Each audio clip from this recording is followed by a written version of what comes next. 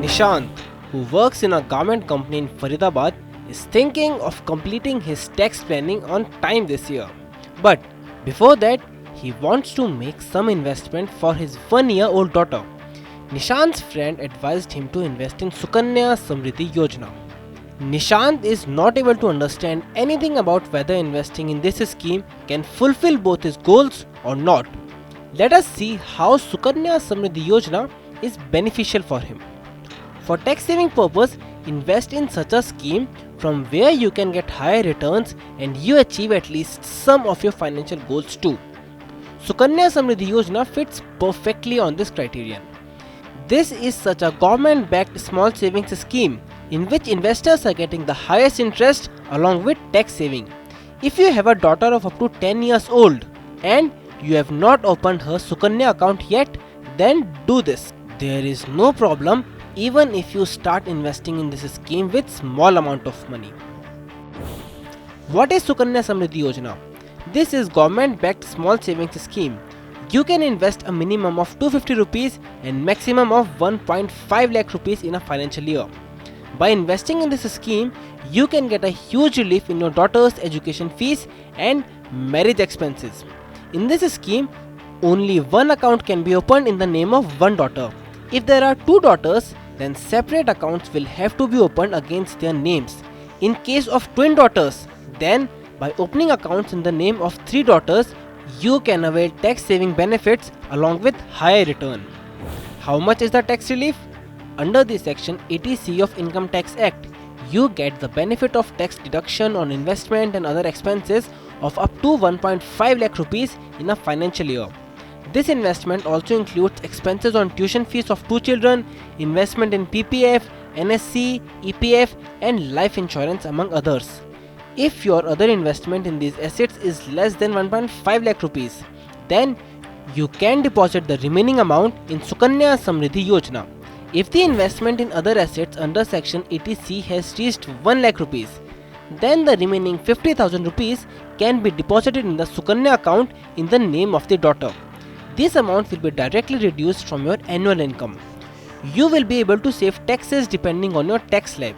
If you fall in the upper slab of the income tax, then by investing 1.5 lakh rupees in this scheme, you can save taxes of up to 46,800 rupees. The special thing is that in this scheme, the entire amount received at the time of maturity will be tax free.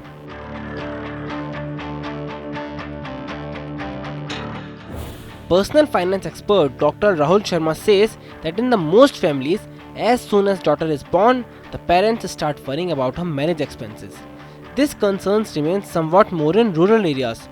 Sukanya Samriddhi Yojana can prove to be very helpful in the case of expenditure on higher education and marriage of daughter. If there is a daughter of up to 10 years age in the family, then this account must be opened in her name. Currently, the Sukanya scheme is giving the highest interest rate of 7.6% per annum as compared to that given under the small savings scheme. By opening an account in the post office or bank, you can deposit maximum of 1.5 lakh rupees in a financial year. You can deposit this amount in installments as RD or SIP. The maximum tenure of investment is 15 years. Now, the question is how much corpus can you create? If Nishant deposits 3,000 rupees monthly in Sukanya Samriddhi Yojana in 2020 after his daughter's birth, then he would have deposited 36,000 rupees in a year. This way, 5.4 lakh rupees will be deposited in 15 years. This policy will mature in the year 2043. If we assume an annual interest rate of 7.6%, then 15.82 lakh rupees will be available at the time of maturity. However, the government reviews the interest rate of all small savings scheme on a quarterly basis. That means interest rates can fluctuate also.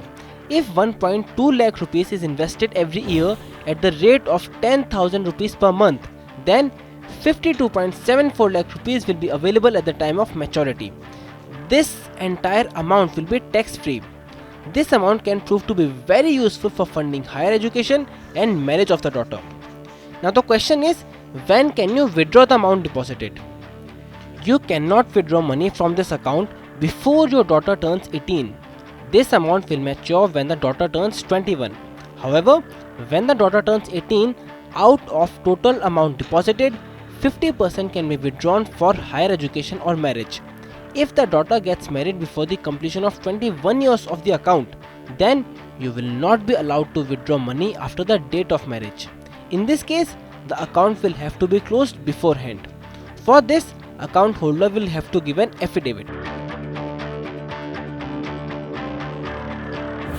Money9 suggests, out of all the small savings scheme of the government, Sukanya is giving highest returns. This is a great plan to build a big corpus through small savings. This amount can prove to be very helpful for funding the higher education of the daughter. The special thing is that the entire amount received at the time of maturity will be tax-free. In view of all these benefits, if you have a daughter of up to 10 years of age, then definitely open her Sukanya account.